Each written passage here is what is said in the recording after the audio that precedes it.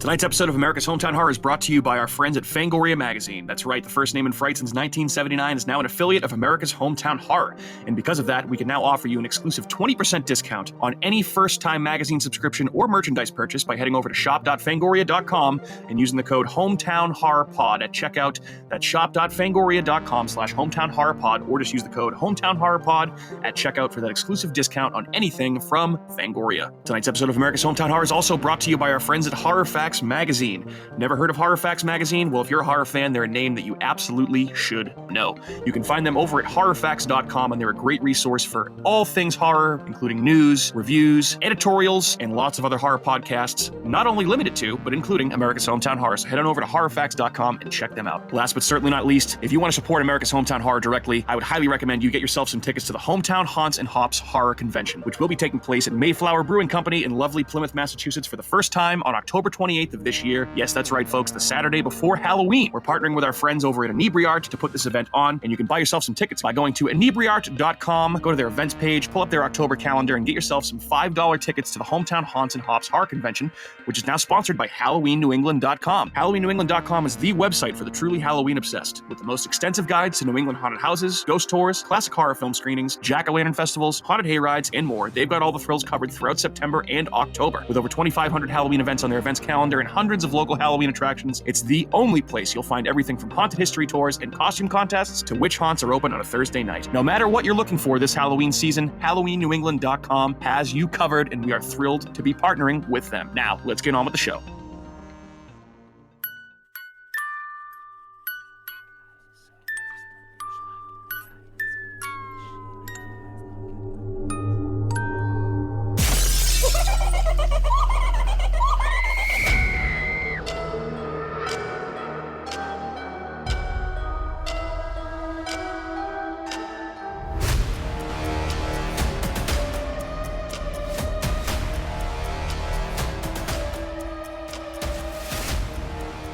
Alrighty, welcome into another episode of America's Hometown Horror. My name is Mike. I will be your host tonight, and if you're familiar at all with our show, you know that we love haunted attractions, especially local ones here in New England. We love talking about haunted attractions. We love going to haunted attractions. We love talking about haunted attractions with other people that love haunted attractions. We can't get enough, is what I'm trying to say. So, and I'd venture a guess that there probably aren't many people that know more about haunted attractions in New England than our guest tonight. If you're a haunt fan, you've certainly heard of HalloweenNewEngland.com. You've probably seen them on TikTok.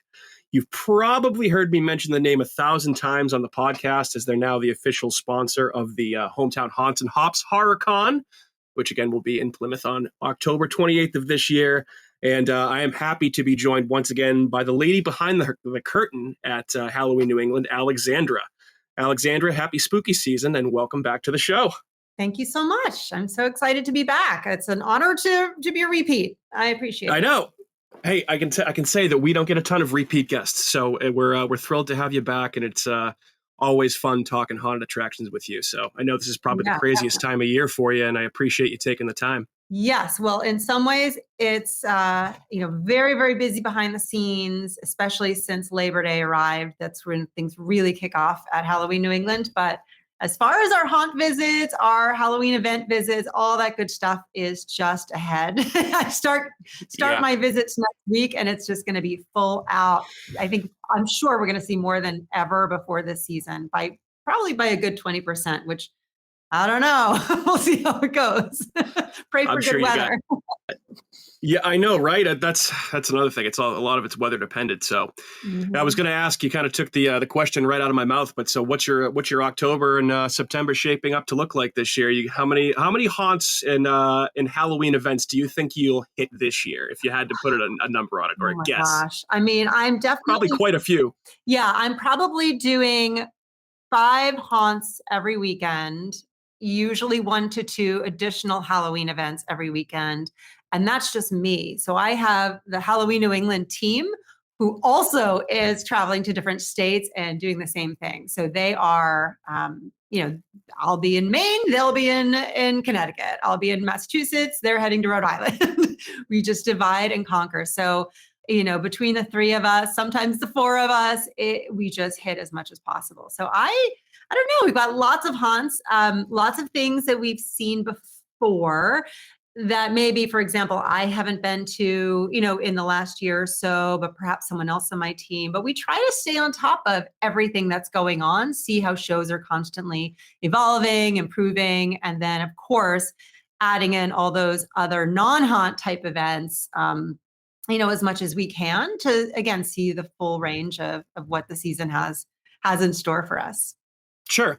And I think that's one of the things I love about your website the most is that, and we talked about this the last time you came on the show, even if you don't necessarily like to be scared, if you don't want to walk through a haunted house, if you don't want to, be terrified, there's a lot of stuff out there, especially, this time of year in New England that you can do with your kids, or even if you don't want to be scared by actors pretending to be monsters, you can go to film screenings. You can go to, I saw one of the coolest things I saw on your website was that there was an Evil Dead musical that I forget exactly where it was, but there's something for everybody. Well, I mean, I don't need an excuse to talk about Evil Dead, the musical.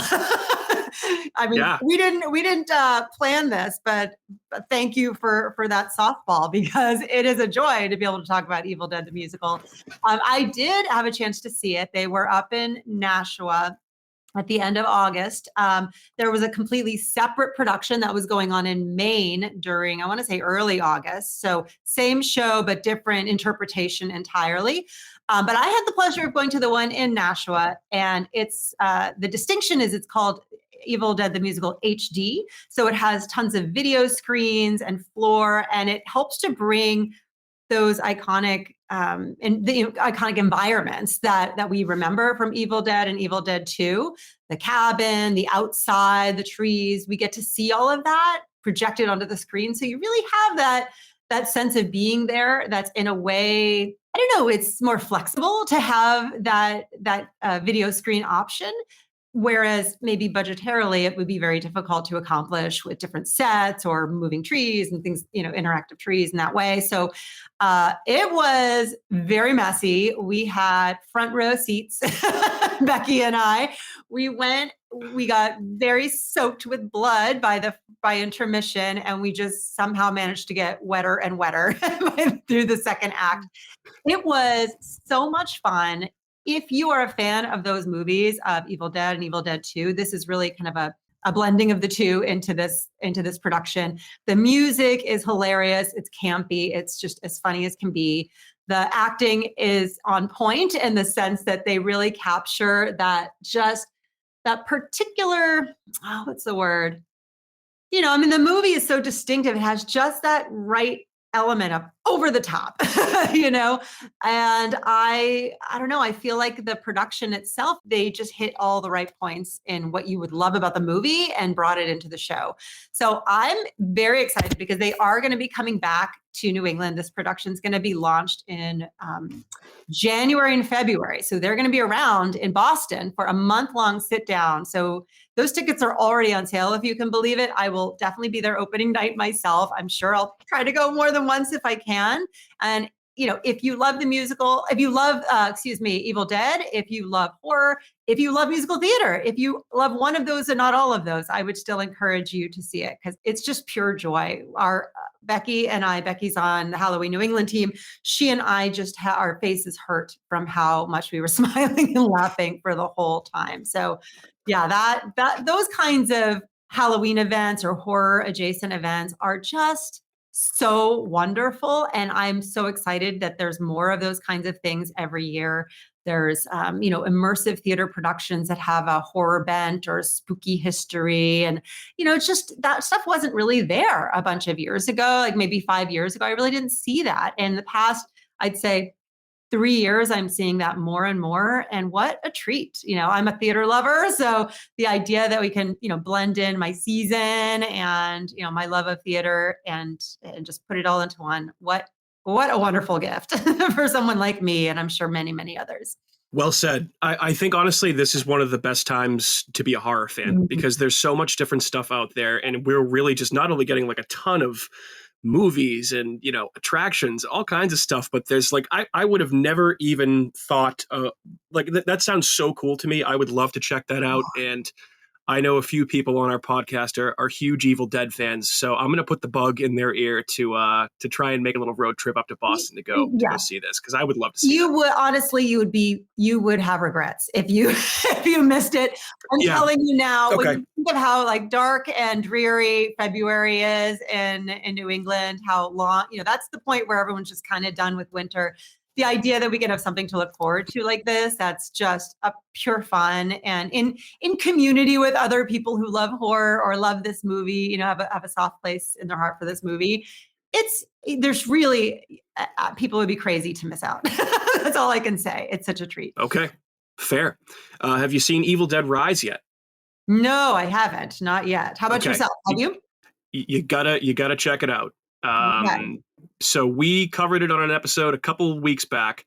Yeah. And I think it might be the front runner in the clubhouse for my personal favorite horror movie of the year so far. So wow. When people have been asking me, I haven't watched a good horror movie in a while. What's something I can watch? That's usually my go-to the last couple of months. Is like, have you seen Evil Dead Rise yet? Because that's well worth your time. Very, very good. So check it out when you get a chance. Absolutely. I will. I absolutely will. All right. Cool. So I guess just for, broad overview. So for those who may be living under a rock and don't know what Halloween New England is, what is it and why should people be going there? I know why, but you should tell everyone else why. Yeah, well, it's an incredible website where there's a tremendous amount of information related to the Halloween season, which typically is September through mid-October, but absolutely there are things that are happening in July and August. And as you heard me say, January and February that are, Halloween or horror adjacent type activities. And you can think of it as being the place where everything that you would want to find and you think that you would Google to come across, it's actually all in one place. If you were to go to Google, you're going to find a bunch of separate search results. And of course, might not even land on the thing that you're looking for, or it may not even be the best place to go for ideas. But in the case of Halloween New England, I research for months and months. I update everything every year. I confirm, over 2,500 Halloween events are already, in the books for this year, another 400 Halloween attractions. So, if there's something that you love, if you love ghost tours, you can go to the ghost tour in your New England state. So if people are listening from other parts of the country, in case they're not familiar, New England is 6 states in the Northeast. So it's Maine, New Hampshire, Vermont, Massachusetts, Connecticut, and Rhode Island. So these 6 states, again, if you're not familiar with this area already, are very, very easy to get to. Really within 4 hours, you can hit just about a good chunk of various places in New England, not maybe the most extreme or rural areas, but there's so many things that are packed into these 6 states. And it's pretty easy to travel from your state to the state, adjacent to you. And so I've set it up in a way where if you live in Connecticut, you can look up all the Connecticut ghost tours. If you live in, Maine and you want to look up all the haunted core mazes, you'll find everything in one place. So it's helpful if you're somebody who's obsessed with something in particular. So if you're somebody like me and you love haunted houses, you may approach every season, with the attitude of, I'm going to see every haunted house that I can find in Massachusetts. Where am I going to find that list? Well, you'd find it on Halloween New England. If you wanted to make sure that you could do every ghost tour in Rhode Island, you would find them all there. If you just want ideas, and some people don't have a specific way that they like to celebrate or like to engage, in a certain kind of Halloween attraction, if you're looking for one-off events, or it could be, again, things like what you guys do, a horror trivia night is a good example, or, a horror movie screening that might be outdoors. I just came across one in Connecticut that's going to be, I can't remember which Friday the 13th. Oh, is it Jason Lives? Maybe they're doing in the woods in a park. And I thought, oh, what a great idea, right? To be able to do this event, that's cool. And have it there. Of course, the Coolidge in Massachusetts, the Coolidge Theater always does a double feature outside, and kind of a drive-in at the old Medfield State Hospital, which is a historic old property that houses old asylums. And it's, there's just so many creative ways to do it. Of course, as you mentioned, lots of those things that are on the site are not necessarily scary at all. There's plenty of things that allow people to, have fun with pumpkins, whether it's a pumpkin festival, a pumpkin carving contest, a kids costume parade, or even a pet costume parade. Quite often you'll see there. It could be a zombie walk or a monster 5K. There's just so much variety. As long as it is, Halloween or horror adjacent, it really does fit the bill for something that I would have on there. And, for me to try to find those things, it takes months and months of research. And if you were to Google it, so many of these things are never going to populate, the Google results at all. It's like I'm taking it from many different sources and putting it into one place. And that way, if you know that you're looking for something, you just know where to go. Yeah, and I love that feature because, I know that you can even go onto your site and you can drill everything down by zip code. So, like, for example, I am one of those people, right? I want to maximize every second of Halloween season that I personally can. I always have been like that since I've been a kid. And now that, we do the podcast and there's so much stuff out there, I really try to do as much as I can. Sometimes it's tough to fit everything in. But, like, for example, my wife and I are going to Vermont for a little family vacation at the beginning of October. I've never been to Vermont before, so I went right onto your website. I wrote it down by zip code. Hold on. You've never been to Vermont? I've lived in New England my entire life, and the only New England state I've never been to is Vermont. All right, everybody, you just heard it. Yep, right? Well, shame on me. And there's a fantastic haunt, and I don't know if they're open when you're there, and I don't know if you can squeeze it in, but there's Vengeance in the Valley is a pretty terrific haunted hayride and haunted corn maze. It's in Vermont, just over the border of Mass. So it's right off of 91. Right. Super easy to get to. So that was one of the ones I saw. But yeah, definitely. It was just helpful to be able to see, okay, here's where I'm staying, put in the zip code and just see like what's around. So it's a great tool. You're like, what's the website that like for like you're like the kayak of Halloween events in New England. You type everything and it pulls up everything at once. Yeah, that's actually a really good way of thinking about it. I've never had it characterized that way, but that is perfect, right? It's somebody else pulling all that information together and putting it in front of you. And that way you don't have to go to all the different, airlines to see what their offers are. You just have, kayak distilling it for you. And that's absolutely the same thing that I'm doing here. I'm just trying to make it as easy as possible. And, there's a lot of pro attractions that are on my site. Farms that do wonderful events, whether it's a pumpkin festival or they have a pumpkin patch or they do a corn maze. Not every corn maze is a haunted corn maze. Many of them are flashlight corn mazes where, it's just under the moonlight and you bring your own flashlight, and just even going through a corn maze in the dark is honestly really magical.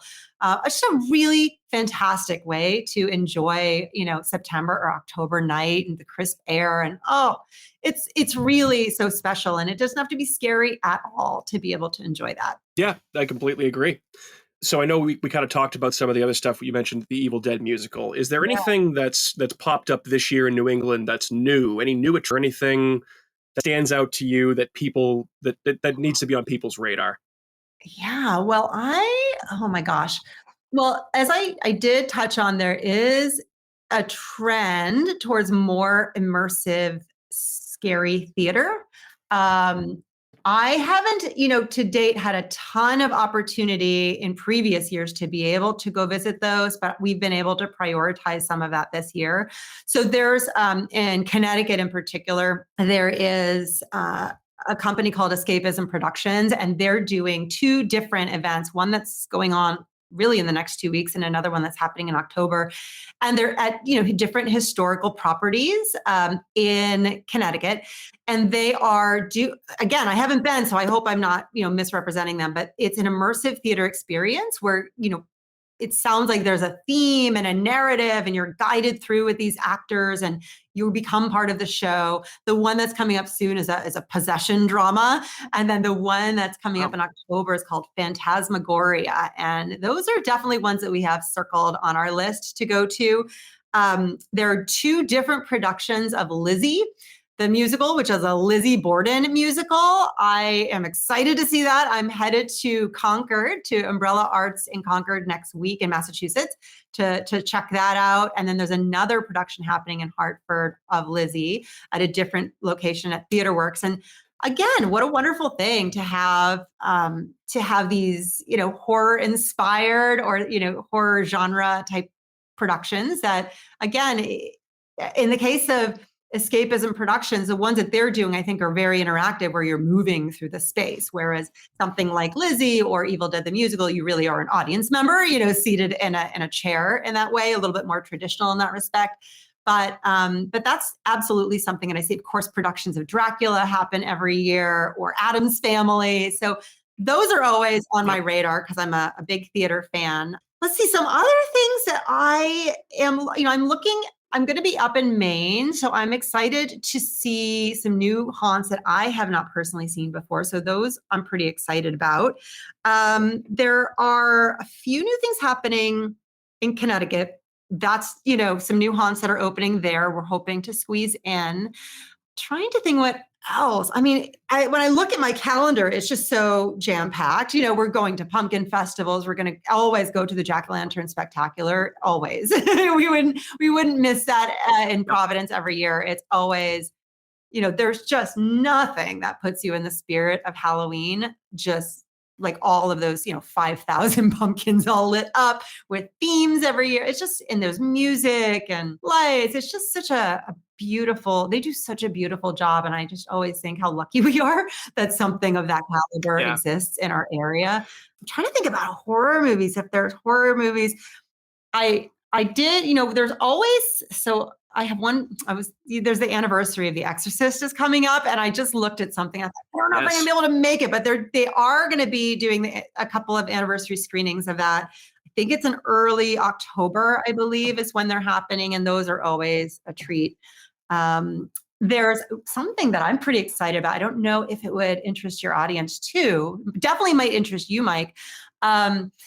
There's a couple of libraries in New England who teamed up, and they're going to be doing something called Haunted Experiences. And it's a virtual program, and it's going to be held every weekend. Usually, I think maybe all of them are on a Saturday. Some are in the mornings, in the afternoon.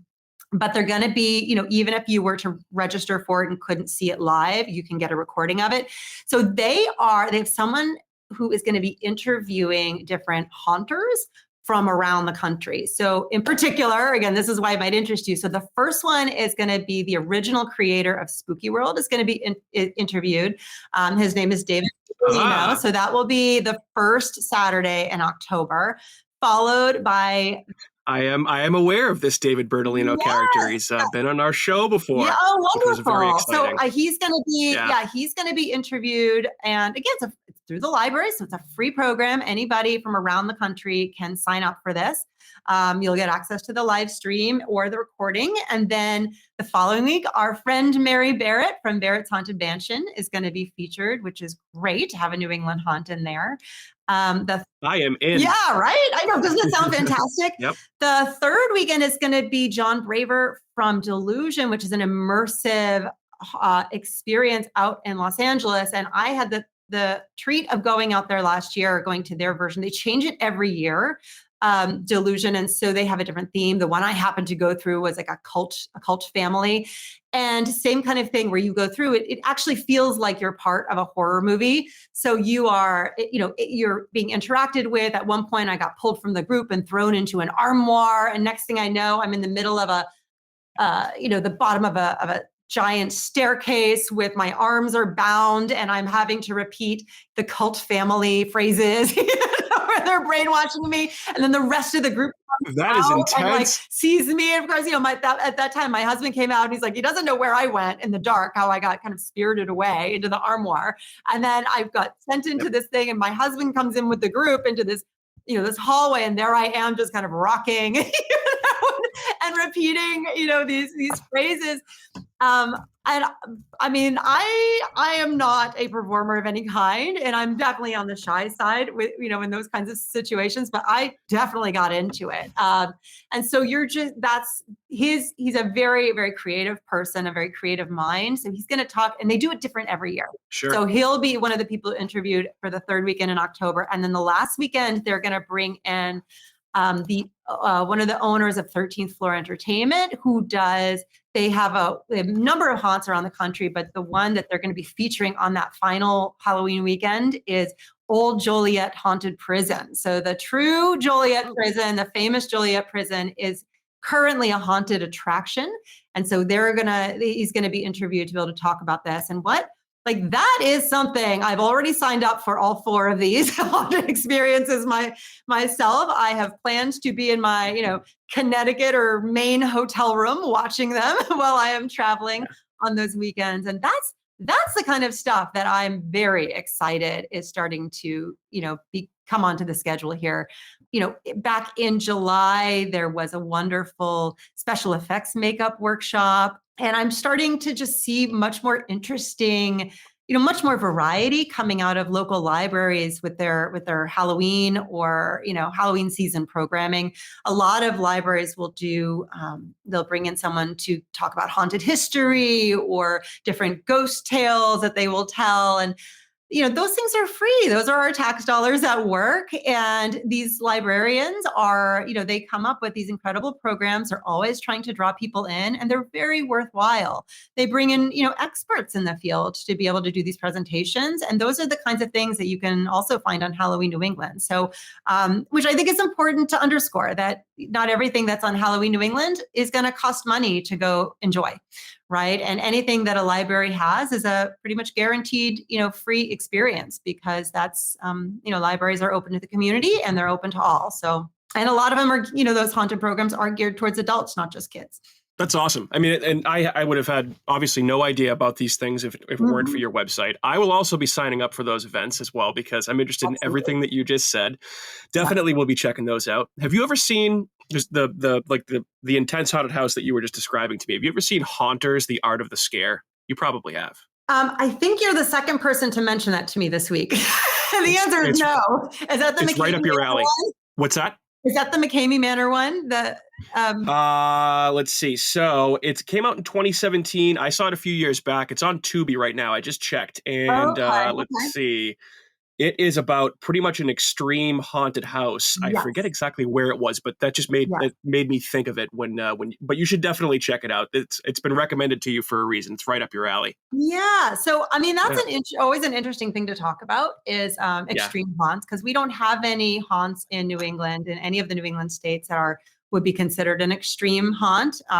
Right. And again, that's a little bit open to interpretation what extreme means, but typically extreme, something that would be considered extreme would be an amplified experience where the actors, might touch you or move you or separate you in some way from the group. They may even put you through tests or throw you in the trunk of an old vehicle or something like that. And we don't have any haunts that are dedicated to doing that particular style currently. We do have haunted attractions that not all of them, but many of them do offer, a night or two where there are special events that are a little bit more amped up. So what comes to mind is, of course, Barrett's and Barrett's Haunted Mansion in Abington, Mass. They are doing Darkness Unleashed, and they're doing 2 Devil's Nights. So those are both touch events. Darkness Unleashed is a touch event that also has the element of pure darkness as you're going through. Up in Maine, they at Fright Fest in Farmington Fright Fest, they do a blackout night. Haunted Overload does a blackout night. Those are non-touch events, those 2 that I just mentioned there. The Darker Woods, I'm going to be going to the Darker Woods, which is a version of the Dark Woods, which is in Milford, New Hampshire. So I'm going to be doing that this year. That will be my first official foray into the more amped up experience. And that is going to be on their haunted trail. It'll be pure darkness on the trail, and they will have a touch element to it. I'm nervous. I'm not going to lie. Lots of people do love that kind of experience. It has not been kind of a bridge I've been comfortable crossing yet. I am gonna throw my hat in and see what it's like over at the Darkwoods. You know, it's a haunt that I'm, you know, absolutely look forward to every year. It's just they just do an incredible trail up there in Milford. And I don't know, I feel like if I were gonna do it, that's probably the place that might make it fun as well as scary. Whereas I think any other place would also just be pure scary. But I'm sure it's definitely going to be scary for sure. Yeah, and you know, they know I'm coming, right? So there's always that target on my back. They're certainly not going to take it easy on you. I could say if I was in their position, I probably wouldn't either, because I would want to make a lasting impression on you. I mean, of course, like the poorly kept secret is I'm an easy scare anyway. So it's not like I'm hard to get to startle or scream. I'm usually, you know, the first person screaming, you know, like full throated scream from the moment I enter a haunt. I have a blast. I startle easily. There's something, you know, this is a really intense time of year for me with the website. So there's absolute that element of stress relief by being able to have a full throated scream. And I don't know, I've always found it incredibly entertaining to go to haunted attractions. I rarely get truly scared. I know we've touched on in the past that the times that I get truly scared usually involves, you know, Clown One from Barrett's. But really outside of that, I mean, I just generally am having the time of my life as opposed to feeling legitimately scared. Now, you know, the touch thing is, it has not always appealed to me personally. I can see why other people would like it. There is a haunt that has that regularly as an add-on. So for $5, you can, you know, they'll give you a necklace, and that necklace essentially gives those actors consent to take things up a notch with you. So 13th World does that at their 2 attractions. They have one in Cumberland, Rhode Island, and one in Palmer, Mass. And I've absolutely gone through with a group of people who've taken that add-on experience, and they look like they're having a great time, right? So it's really, you know, it's really about me just, I guess, sucking it up and putting a little skin in the game. And I guess I'm gonna absolutely this October. Good. I'm happy for you taking the plunge. So go ahead. Sorry. No, go ahead. I was just sighing in my nervousness. Yeah.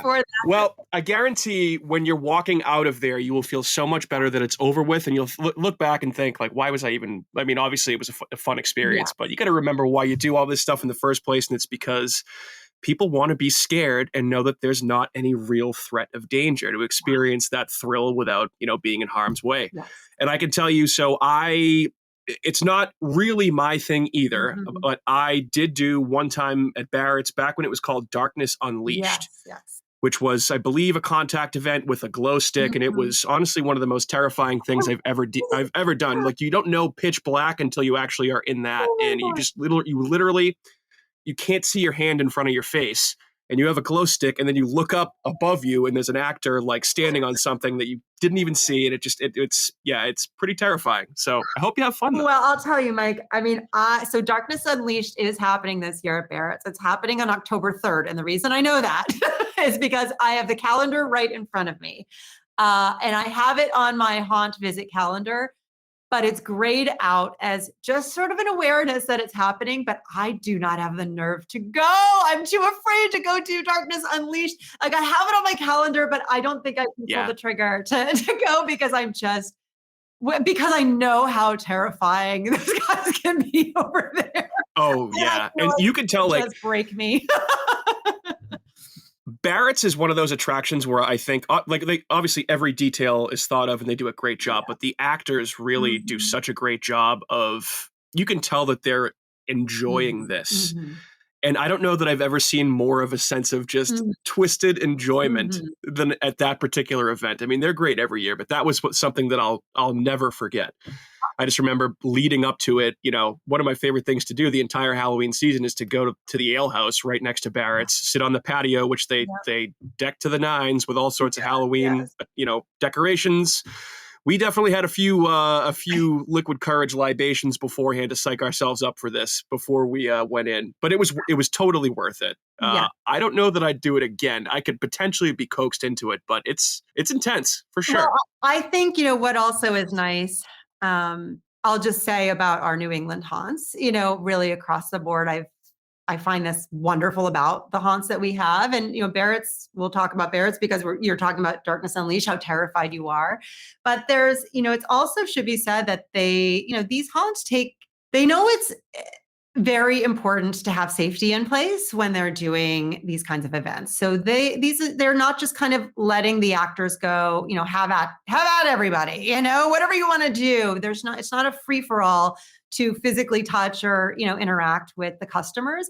There's always a lot of parameters in place. People are very well trained in these situations to understand when to back off, when to, respect people's space, despite having given that consent for a touch event. And, a place like Barrett's, as you mentioned, in your case, like it may have been terrifying for you, but you also probably through experience know that they have a top-notch production with really smart people and are very thoughtful about people's safety all the time. So you can go into those experiences with that trust.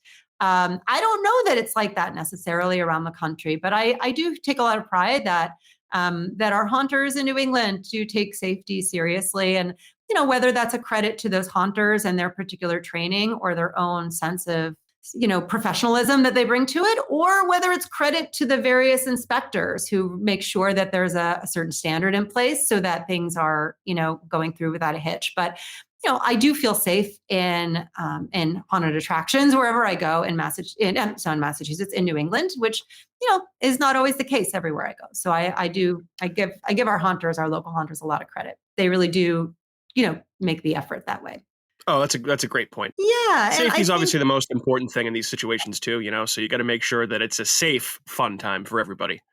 Yeah. Yeah. And again, these haunts take time to train their actors. They take time. They want to make sure that customers genuinely are having a wonderful experience. And, one of the things you were talking about, how much fun, how you were seeing everyone at Barrett's having so much fun, those actors just having, such a fantastic time. And in my experience, the Dark Woods really at every haunt, everyone's having a good time. So I don't mean to single out anyone in particular, but the Dark Woods for me is one of those places. And I kind of always say it this way, but it really is true. You just don't even know who's having more fun. Is it those actors or is it the customers?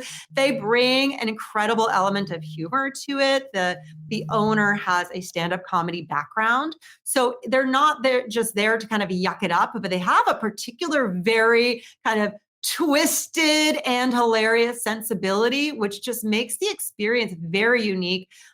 Their whole acting crew they just have very fully developed characters. They all have very well thought out scenes where they're interacting well together and in their environment, and they're having a blast. It's honestly infectious in that way as a customer to see these actors just work, playing out these scenes with each other and with you. And it's just such a delight. They do such an incredible job. Such an incredible job. Oh yeah, I mean, a haunt is only as good as its actors. I mean, I'm a scenery guy too, but actors are really what bring the energy to the event. So that can't be said enough.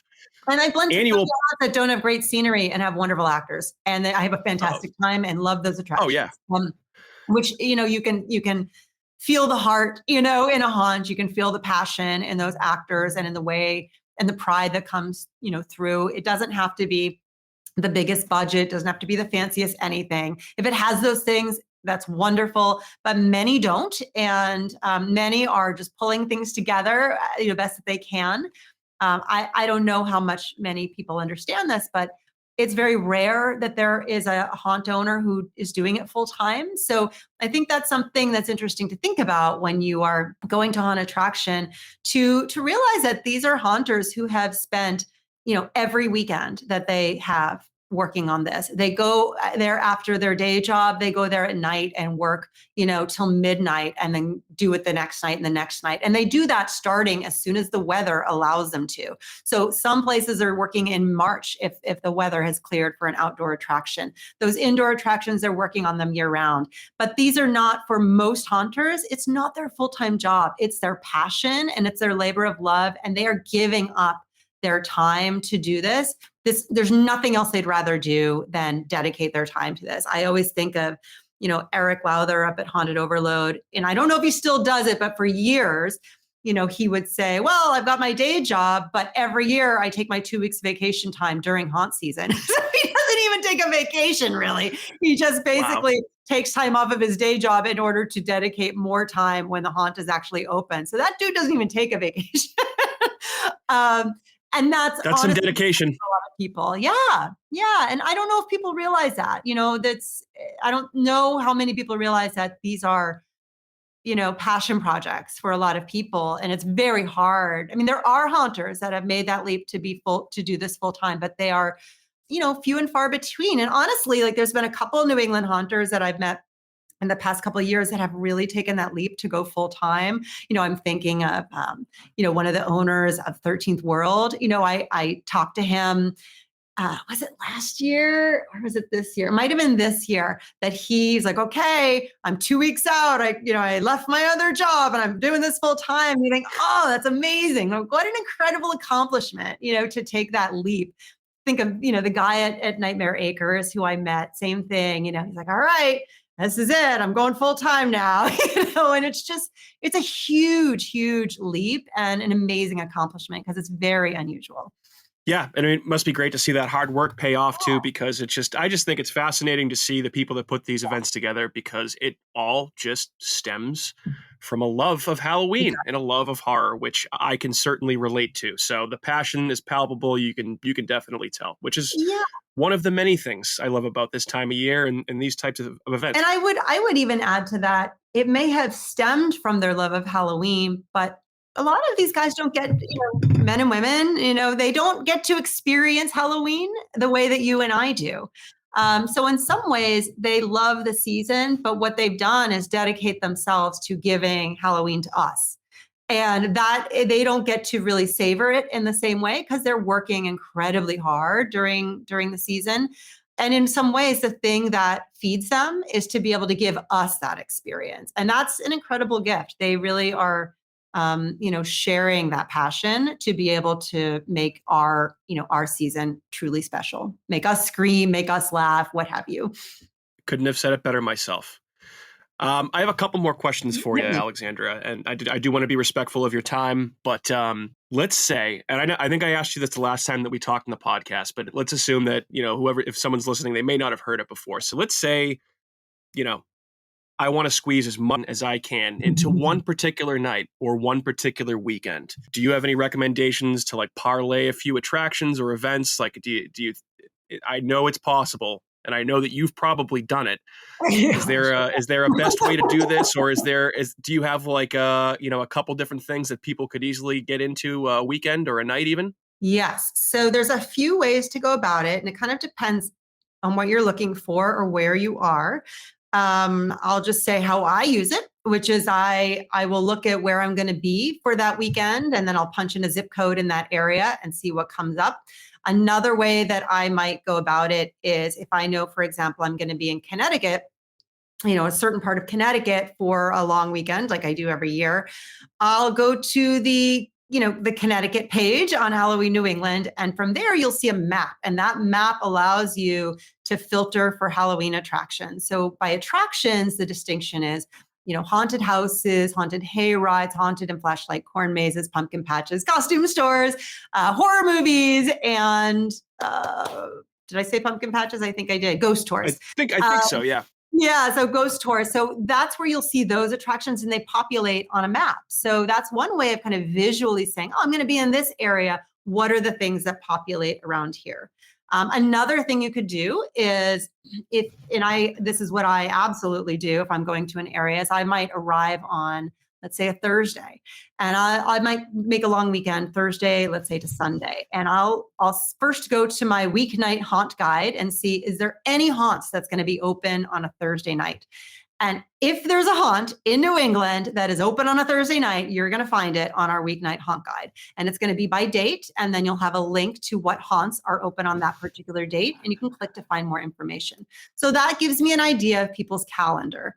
So then I might pick, okay, that's the haunt I'm going to do on a Thursday night. Well, what's happening on a Friday? So I might, mosey over to the Halloween events guide in Connecticut in this case, and see what events are happening on those particular dates, daytime events, evening events. So I might pick 1 or 2 daytime events and think, all right, I'm going to fit that in. But at night, I want to go to, a pumpkin festival. So I might find, some pumpkin festival that's on there, or maybe there's a horror movie screening that I want to catch. So that takes care of my, my Friday night. Same thing. That's what I would do for Saturday. And then we get to Sunday, and again, I'm back to that haunt guide where there's a Sunday night haunt guide. I get to take my pick of which haunts are going to be open on that particular Sunday night. And honestly, by the time I'm done planning my Thursday through Sunday, I've probably got 7 events that are already packed in. And, if you go to a place, some places are more densely populated with events and attractions than others. Connecticut certainly is a very densely populated place, both with attractions and with events. There's just so much that you can see in a short area. I can easily do 2 haunted attractions a night when I'm in Connecticut because of their close proximity. It's a little harder in Massachusetts, so it certainly can be done. Rhode Island, same thing, a little trickier. But even, there's parts of Rhode Island and Massachusetts that are close enough together that I could do, I could do 13th World in Rhode Island, then I could go do Fear Town or Factory of Terror in Massachusetts. I might even fit in the Jack-o'-lantern Spectacular in Providence, and I can, try to fit 2 or 3 things in on that night. So there's a lot to do. If you go up to northern New England, things do get a little bit further apart. But again, you can start by either looking at the map for that state and seeing what's already physically there, or you can just go right to the events calendar and you'll find those things listed by date. Awesome recommendations. I mean, because we on the show, we've been trying to figure out what haunts we want to hit this year, and if we could potentially do a couple in one night. And the tool on the website has been very helpful for us. Yes. So I know for a fact we're going to hit Barrett's because we do every year. One of our co-hosts, Matt, has never been to the new Spooky World. So we're going to take him there. Yeah. And we're going to do our best. I think it's all but set in stone that we're going to hit Haunted Overload this year too. Okay. So we're excited for that. And Well, hopefully be able to fit a couple more in too. Yeah, there just one interesting thing based on kind of the attractions you talked about, which may interest people. In the second weekend in November, the legendary Haunt Tour is coming to this area. Great point. And they are kicking off. So what that is, just to give people a sense, is there are what are considered, certain caliber, long-standing, haunted attractions that have just persisted through the years, had a high-quality product. And every year, the legendary Haunt Tour goes to a different corner of the country, and they work with a couple attractions, these considered legendary haunted attractions to open their doors. And it's a very, very intimate experience. So people travel from around the country to attend the legendary Haunt Tour because, one, you get to see haunted attractions in different parts of the country, and you have it all kind of facilitated for you in one ticket, which is really nice. There's also access to housing if people are coming from, outside of that area, and you get discounts on housing.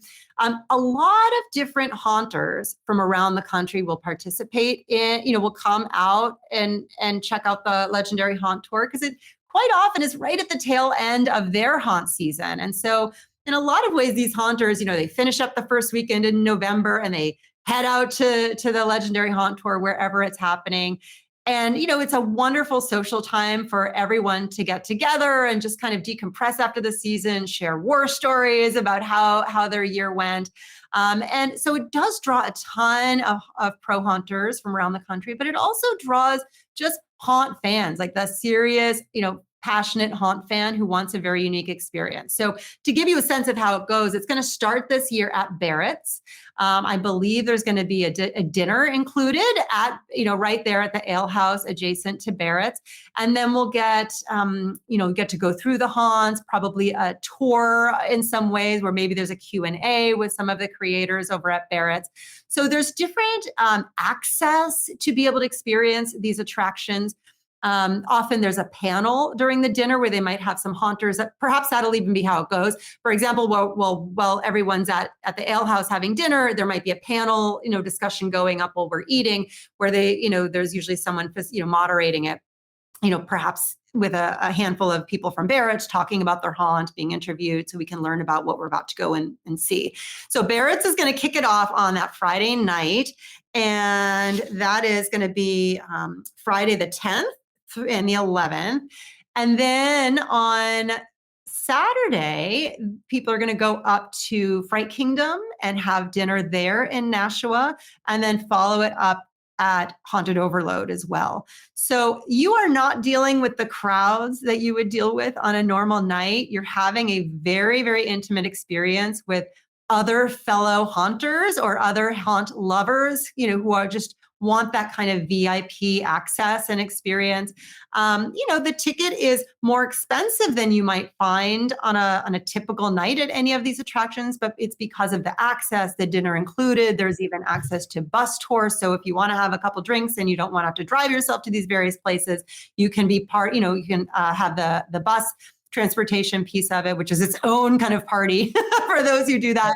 Oh yeah. And what an well worth the money, I would assume. Absolutely, it's worth every dime to have that kind of behind the scenes look, to have access to, honestly, the talent of people. And by talent, I mean the talent of the people who run these haunts that you're visiting, but also the talent of the people who are going to this event. It's just an incredible experience to be, surrounded by so many people from around the country who do these amazing, huge haunts, smaller haunts, moderate sized haunts. There's just an incredible amount of knowledge and experience in that room. I'm going to be there for sure. My team is going to be there. I wouldn't miss it for the world. I'm thrilled that they're coming back to this area. I hold secret hope that they will come back again and maybe hit Connecticut. I'm hoping maybe one of these years they're going to have Connecticut on there, because there's so many haunts in Connecticut. There really is. There's a ton that they down didn't make there. it onto the list, which they certainly are deserving of. But I know that logistically there's other factors at play. But I'm holding out hope that Connecticut will get its due, because there's a lot of incredible haunts in Connecticut, a lot of them. And that is, if you're looking for a place to just spend 4 or 5 days or 2 weekends, if you can fit it in, there's so much you can see if you love haunts, just in that one state. I think it's just a testament to the strength of all of the haunted attractions in New England, that there are multiple ones throughout the entire region that could have been part of this. And I'm thrilled for everybody at Barrett's, everybody at Fright Kingdom and Haunted Overload. I love Fright Kingdom. I love that Fright Kingdom does other events during the rest of the year that isn't just Halloween. That's one of my favorite things about it. I could talk about Fright Kingdom all day. So I'm thrilled that those places are being recognized, but I agree with you. Hopefully some more up in this neck of the woods will be recognized. Well, that's it. I mean, this is a national thing, that is put on, the legendary haunt tour. So some years they're in Chicago, some years they're in Texas, right? They're kind of always all over. But truthfully, I mean, you can make this your own legendary haunt tour. If you go to Halloween New England, you can see all these incredible haunts that we're talking about. They are right here. They're all easy to drive to. Shout out to Northern New England too. Up in Maine, there's some really incredible haunts there too.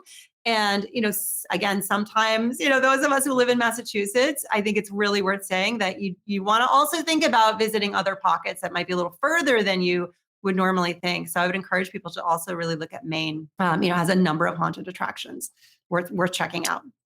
I never have to be sold on going to Maine. I absolutely love everything about Maine. I go as frequently as I can. So yeah, well, there you go. There's a good excuse.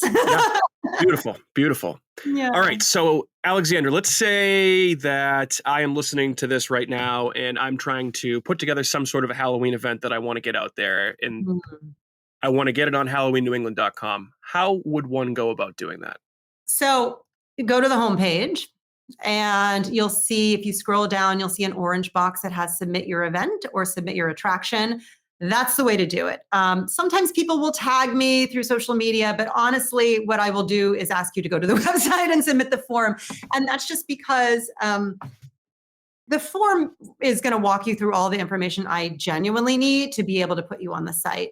As long as you fit those categories, as long as you are Halloween or horror adjacent, you absolutely can be listed for free. Once we get past September 1st, it does take a little longer for me to get things up.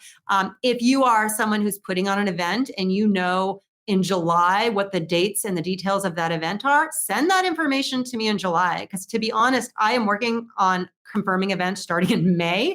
I confirm all those, 2,000 events every year. I start going through that list and updating everything, confirming dates, times, admissions, descriptions, locations every year starting in May. And it takes me months, lot of work to do that. So the sooner you know, send that information to me.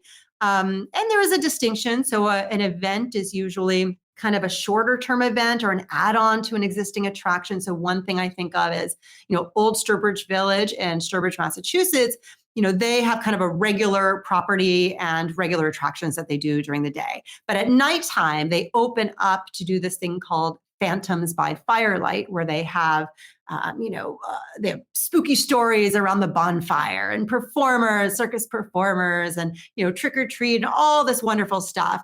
And that would be considered an event. It's open for multiple weekends, but it's really in addition to kind of their typical business that they do. So that would be considered an event. An attraction is typically under one of our main categories. So haunted houses, haunted hay rides, haunted or flashlight corn mazes, pumpkin patches, ghost tours. And those would be a pro attraction, open a minimum of 5 nights or more at an independent location. So if you're listening and you have a home haunt, we don't have a guide for home haunts currently, but I would encourage you, if you want to list your home haunt, send it through as an event. Because it's at your home and not an independent location, it would be considered a community event and something that would not be a standalone attraction. So go ahead and submit it. And the more that I find out about, if there are things in your community that you come across that you might not be the event producer yourself, but you think, oh, every year my town does this wonderful pumpkin parade, send that to me. We want to make sure those wonderful things, again, a lot of those community events, they just fly under the radar and they're free. And if they're not promoting themselves, they may not come across my radar unless someone tips me off. So all are welcome. Just make sure it really does kind of fit the Halloween or horror inspiration there, but family friendly or scary, it's all welcome. Nothing too big, nothing too small for Halloween New England. Actually. It's true. Yeah. Beautiful. Yep. Excellent. That's fantastic. It really is truly the spot where you can find every possible Halloween thing you could think of in New England, which is why I love talking Halloween season with Alexandra. What's next for Halloween New England? What's coming up in the future? I mean, the near future is just a ton of travel. So so really the near future is the thing I am very excited about. Starts next weekend. It's a weekend long festival called the Axe Wound Festival. It is a horror film, 30 plus short films that are horror based, written or directed by trans, non-binary, or cisgender women. It's going to be held at the Coolidge. It's a 3-day event. It used to be up in Vermont, and I was so excited to see that they took the leap to come a little bit further south down to Brookline, Massachusetts, which is the Boston area for those who don't know. And that is going to be incredible. So that's where you're going to find me next weekend. I'm going to be there Friday and Saturday checking out all those horror shorts. I'm very, very, very excited about that. And then from there, I get I drop my cats off at my parents' house so that they get fed. And then I hit the road, and every week I'm somewhere else. So between me and my wonderful team, we're just in different pockets of New England every single weekend, packing it all in. If people are interested in following what we're up to every week, or if they're looking for ideas, of course, you can follow us on social media. We're on, Instagram and TikTok and Facebook. And, it's a way of kind of getting a glimpse of the things that we're up to, or getting ideas for where we're headed, or just things that might not, again, have crossed your radar on their own. So follow along for sure. I'm sure you will see in our faces the exhaustion set in by the end of October, because it takes its toll. But oh man, it's so much fun. It's gonna, we're 6 weeks away from Halloween, and it is going to pass in the blink of an eye. I feel like we're about to just step off a cliff right here, to delve into the event season soon, and it's going to be over just before we realize it. So I would encourage everyone to go places early. I always like to say, please, if you love haunts in particular, if you love ghost tours, please go visit these haunts early in the season. A number of them open in September. Some are already open. So today's, mid-September, some are already open, more open every single weekend. Please go support these attractions early. It's often a very personal experience because the crowds have not descended like they're there in late October. If you are not a fan of the crowds or waiting in line, consider going on a Thursday night or a Sunday night. My website has those Sunday and weeknight haunt guides to make it very easy to figure out what's available. So you don't have to dig and check out 14 different haunt websites to see what people's calendars are like. I'll have that already, that researched for you and put into a guide. So, really go beat the crowds, go early, support these haunts. And of course, I encourage people to reach out to Halloween New England. Let us know where you ended up. I always love hearing where people went and what their experiences were. Well, it doesn't take very much for me to get excited about Halloween season in general, but I feel like this conversation has just kicked me into another higher gear here, I should say. So, yeah, always good to talk to you, Alexandra. Thanks so much for taking the time. We certainly appreciate the wealth of knowledge that you always bring to the show. And we're going to see you at Haunts and Hops down in Plymouth Halloween weekend. You think you'll be able to make it? Oh my gosh. So we'll definitely be there. We're still working on that last weekend, but we know it's on our calendar. If somebody, if not all of us, will be there for sure. We wouldn't miss it. I'm going to give a plug for Haunts and Hops. One of the things that I love about it is that it's a multi-hour affair. I want to say, is it noon until, is it 6 or 8? You tell me, Mike. Does it go till 6 or 8? Till 8, and then there's actually going to be an after party at New World Tavern in downtown Plymouth with performance by a band called Bayside High. So that's going to be a ticketed event that you can actually, if you buy one of the VIP ticket packages, that includes entry to that after party at New World Tavern. So it actually goes even beyond 8 o'clock. Yeah, I love it. I mean, what an incredible thing. I know when I first learned of Haunts and Hops happening, one of the things that I loved about it is what a great thing to do during the day. If I love that you have an after party, and I hope people do take advantage of that. But one of the nice things about the horror con during the day is that people can, make the most of their weekend. They can get a lot in, have a wonderful time during the day. And if they do end up going to another nighttime attraction or activity, they can do that, right? They don't have to choose between one or the other or have those things compete. They can absolutely go to Haunts and Hops. Sometimes there's not enough daytime events. And I absolutely love that you have prioritized making it during the day. And I hope many people can take advantage of it for that reason. I hope so too. And thank you very much for the kind words. We certainly appreciate I'm excited. Can I throw in another one? Can I throw in one more thing? So, yeah. Go right ahead. Andy from Inebriarts, I just learned that he does a Krampus scavenger hunt in Plymouth, and that is correct. Amazing. So if you want something that also sounds very cool that's happening after Halloween season, check out, Inebriarts, because it sounds like they are doing this every year. I'm in. I can't wait. That'll be in December, and what a wonderful way to again keep that kind of like spooky, creepy, spirit going and turn it into a scavenger hunt. Yep. And, check out beautiful Plymouth. Like, sounds amazing. So there's something you can do even into the winter.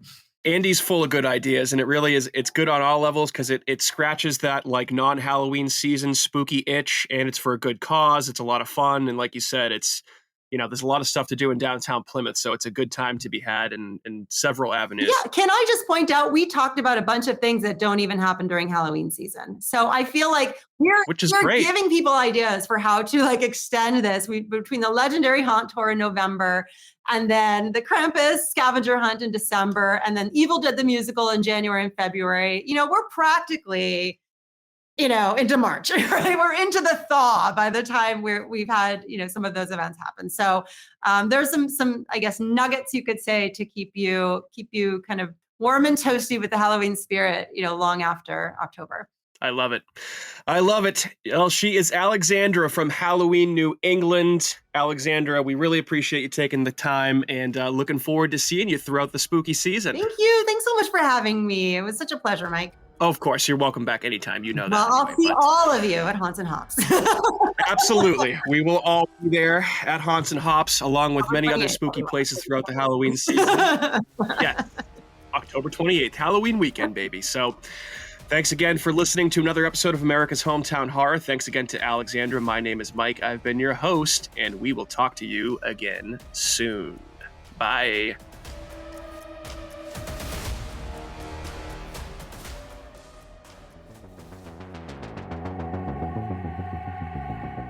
Hey everyone, it's Mike from America's Hometown Horror, and I want to say thanks again for listening to another episode of our show. If you're interested in more local Plymouth podcasts, I'd highly recommend you check out the shows from our friends over on the Inebriart Podcast Network. In addition to America's Hometown Horror, you can find shows from Inebriart, the Old Colony Cast, Bar Talk, Theme Park Legends, and Retro Redoctopus, so head on over and give them a listen.